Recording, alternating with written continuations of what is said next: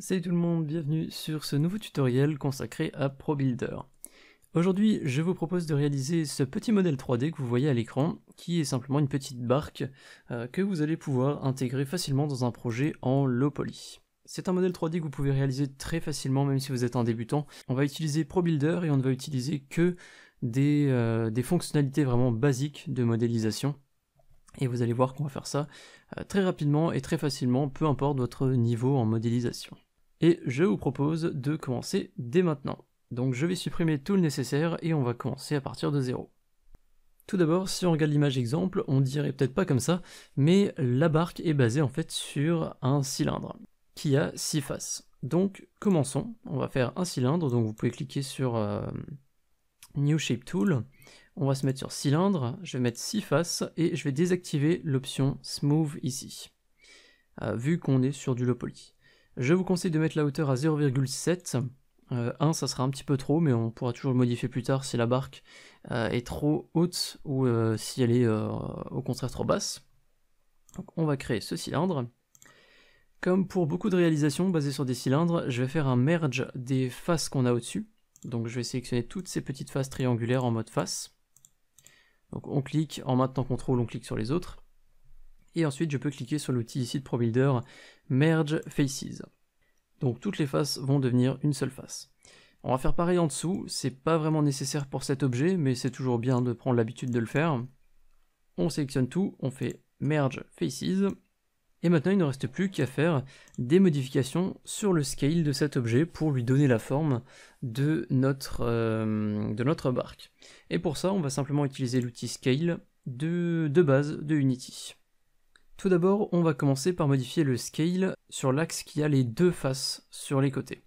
Je m'explique. Vous avez sur ce côté ici un pic. Donc si on regarde d'en haut, on voit bien que ici la face ressort et ici la face ressort. Alors qu'en haut on a une face plate et ici aussi. Donc pour imaginer ça, ce qu'on a en haut et en bas ici, ce sont les côtés de notre barque. Et les pics qui ressortent à droite et à gauche, ça va être l'avant et l'arrière. C'est très important de le faire dans le même ordre que moi parce que sinon votre barque va plutôt ressembler à un cercueil et c'est pas vraiment le même modèle 3D. Je vais donc commencer par modifier la largeur de ma barque. Je vais donc simplement tirer sur l'axe qui a les deux faces l'une en face de l'autre jusqu'à avoir par exemple 1,5. Voilà donc la largeur de notre barque. Et maintenant on va faire l'inverse, on va simplement tirer sur l'autre axe jusqu'à avoir quelque chose comme 5 unités. Donc il me semble que c'est à peu près les valeurs que j'avais utilisées dans l'exemple. Voilà donc maintenant la forme que vous devriez avoir pour votre objet. Maintenant qu'on a à peu près cette forme, on va pouvoir ajouter les pentes sur les côtés. Vous voyez que si je m'approche des faces de côté, ici on voit qu'elles sont vraiment toutes droites. Alors que sur une barque, généralement, on a quand même une forme triangulaire, on va dire, avec les deux côtés qui rentrent vers l'intérieur, vers le bas. Donc on a une forme triangulaire vers le bas. On va se mettre en mode ISO, en cliquant ici, on va se mettre en dessous de la barque, on sélectionne l'edge qu'on a sur l'un des deux côtés, puis en maintenant CTRL, on va cliquer sur l'autre de l'autre côté pour avoir les deux sélectionnés. Et ensuite, on va simplement en mode scale les tirer un petit peu vers l'intérieur. En faisant ça, on va voir les faces apparaître sur le côté vu qu'on est en mode ISO, et si on se déplace un petit peu, on peut voir qu'on a ajouté un effet triangulaire vers le bas. On voit que les deux faces ne sont plus toutes droites comme elles l'étaient avant, on a bien deux faces penchées de chaque côté. Je vous conseille de ne pas faire de face trop penchée, sinon on va vraiment beaucoup le remarquer sur l'objet final et c'est assez dommage. Je vous conseille vraiment d'ajouter des pentes assez fines, je vais peut-être très légèrement encore ajouter, voilà. On peut maintenant se mettre en vue de côté, toujours en vue ISO, et vue de côté comme ça nous fait un petit peu bizarre parce que l'avant et l'arrière sont aussi tout droit. On a un angle droit vraiment sur l'avant et l'arrière de notre barque. Pour ça, on va se mettre en mode vertex, on va sélectionner le vertex à l'avant, le vertex à l'arrière, et même principe que pour les edges, on va tirer ces deux vertex vers l'intérieur pour ajouter encore une fois un effet triangulaire vers l'intérieur. Et maintenant, si je commence à tourner autour de mon objet, on peut voir qu'on a déjà beaucoup plus la forme d'une barque qu'il y a quelques secondes. Pour ma part, je pense que je les ai un petit peu trop tirés vers l'intérieur, donc je vais juste ajouter, voilà, une pente très légère, mais il y en aura quand même une, pour qu'on puisse bien distinguer l'avant et l'arrière sur notre modèle 3D. On va maintenant s'occuper de l'intérieur de la barque, vu que là on a vraiment un objet solide. On va sélectionner le haut de la barque, donc simplement la face du haut, et en mode scale, tout en maintenant Shift, je vais tirer un petit peu vers l'intérieur. Le but c'est qu'on ait une sorte de contour qui s'ajoute autour de la nouvelle face. Et ce contour, ça va être en fait l'épaisseur de notre barque. Donc en quelque sorte, la face que vous voyez ici va disparaître pour laisser sa place à l'intérieur de notre barque. Donc n'ajoutez pas de contour trop grand ou trop petit, sinon l'effet sera vraiment pas super. Pour ma part, je vais me mettre en mode vertex, je vais sélectionner le vertex devant et le vertex derrière, donc les deux à l'intérieur. Donc avant-arrière ou arrière-avant, hein. Là la barque est totalement symétrique, donc on peut pas vraiment distinguer les deux. Et en mode scale, je vais juste les tirer très légèrement un petit peu plus vers l'extérieur, pour avoir une meilleure continuité ici dans les coins. Puis il ne me reste plus qu'à sélectionner cette face, et maintenant en mode déplacement, tout en maintenant Shift, je vais tirer cette face vers le bas. On devrait voir la face sortir au bout d'un moment, c'est tout à fait normal. On va se mettre sur un côté, et on va continuer à descendre cette face jusqu'à laisser un léger espace entre la face qu'on est en train de descendre et le bas de notre barque. Donc ça va être en fait l'épaisseur de notre sol. Je vais me remettre en vue ISO et en vue de dessus, et donc effectivement vous voyez que là le sol de notre barque sort un petit peu de tous les côtés. Ça c'est tout à fait normal. On va maintenant s'occuper de ce petit problème, on va se mettre en mode scale, toujours avec la même face sélectionnée, et on va simplement tirer sur l'un des axes. Moi je commence par l'axe des côtés, vous voyez, les côtés de notre barque, et je vais simplement le retirer vers l'intérieur jusqu'à ne plus voir la face dépasser en dehors de la barque. Donc là vous voyez que si je me déplace, je la vois encore un petit peu. Je sais que ça se voit pas très bien sur la vidéo, mais le sol de la barque sort encore un petit peu, donc je vais continuer à le mettre un petit peu à l'intérieur. De cette manière, sur le côté, on ne devrait plus voir le sol sortir, et on va faire maintenant pareil sur les autres axes, donc sur l'avant et sur l'arrière. Simplement attraper l'axe qui correspond à ces deux extrémités et tirer vers l'intérieur pour ne plus voir le sol dépasser à l'avant et à l'arrière.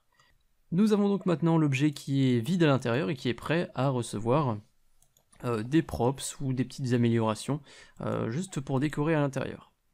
Petite précision par rapport à ce sol, vous pouvez encore le modifier si vous le souhaitez pour ajouter un effet de pente à l'intérieur de la barque. Vous voyez que si là je le tire, on a un effet de pente sur les côtés.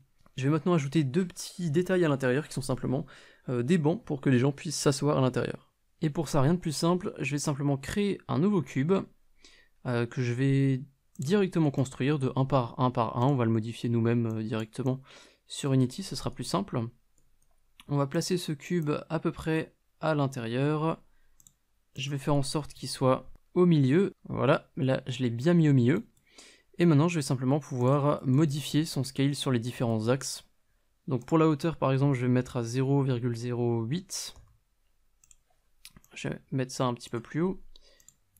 Et maintenant on va faire les dernières modifications directement sur ProBuilder.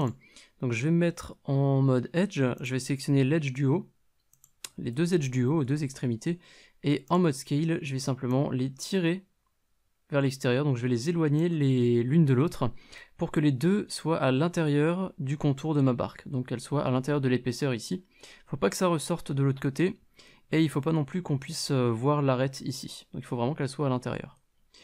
Une fois que c'est fait, on va faire pareil mais pour en dessous, donc on va sélectionner les deux d'en dessous, voilà, elles sont toutes les deux sélectionnées, et en mode Scale je vais simplement les éloigner.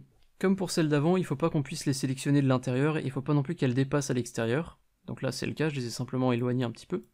Et pour terminer, je vais prendre l'objet et en mode scale, je vais simplement réduire sa largeur pour avoir une sorte de planche qui traverse la barque. Puis maintenant c'est vraiment à vous de voir combien vous voulez en ajouter, quelle décoration vous voulez mettre à l'intérieur.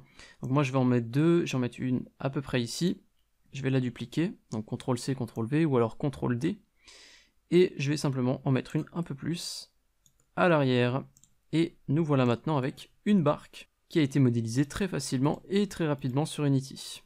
Je vous propose d'ajouter une texture de bois. On est sur du low poly, donc je vais mettre juste une seule couleur sur tous les éléments. Je vais créer un matériel que je vais appeler brown par exemple.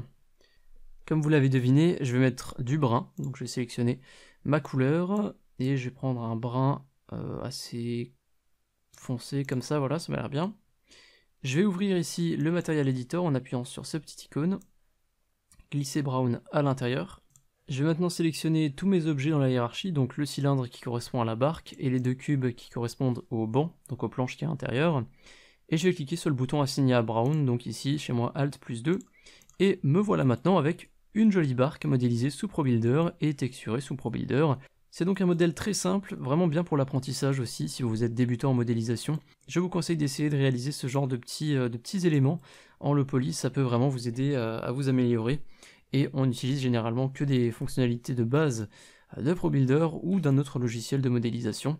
C'est tout pour ce petit tutoriel réalisé sous ProBuilder. J'espère que la vidéo vous a plu. Si vous souhaitez supporter la chaîne et que vous souhaitez contribuer à la création des futures vidéos, vous pouvez faire un don unique ou alors récurrent directement sur le site tipeee.com. Vous avez un lien en description. Je vous dis à très bientôt pour d'autres vidéos tutoriels sur Unity 3D. Salut!